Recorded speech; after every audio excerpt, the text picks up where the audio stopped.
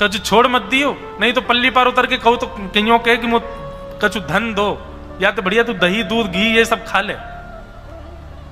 ठाकुर जी बोले हम बे, मैं छोटा सा लाला हूं अपनी मैया को, और मैं अपने हाथ से ना पाऊं, मैया बैठा के गोद में अपने हाथ से पवावे मोकू। अरे मुंह आवे ही ना है, नेक नेक से छोटे छोटे से मेरे हाथ है, मुंह पे तो पानो ही ना आवे।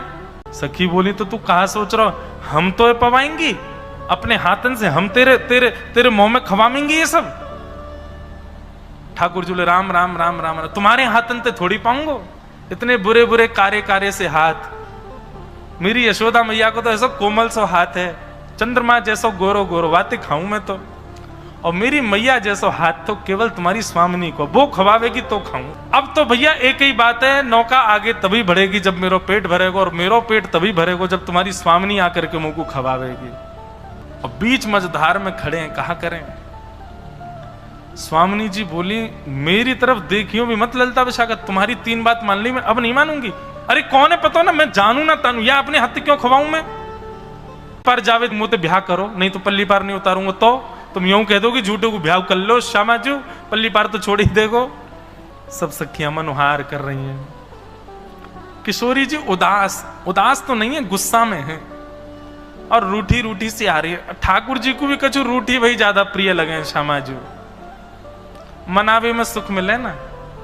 अभी तक नहीं पता है सबन को कि ठाकुर जी हैं, ऐसा रूप बना के गए महाराज, मोटो मोटो काजल लगा करके, और बढ़िया माथे के नीचे तक अपनी पाग पहन के, और ऐसे गले में कड़ूला उड़ूला पहन के गए, पहचान में ही नहीं आ रहे हैं कौन है। ठाकुर जी बैठ गए मुंह खोल के, आओ पवाओ, यही दियो सब हैं, इधर उधर मत लगाए दियो, कोमल से हाथ है, नहीं दांतन ते बचाए लियो, कहीं काट ना लूं।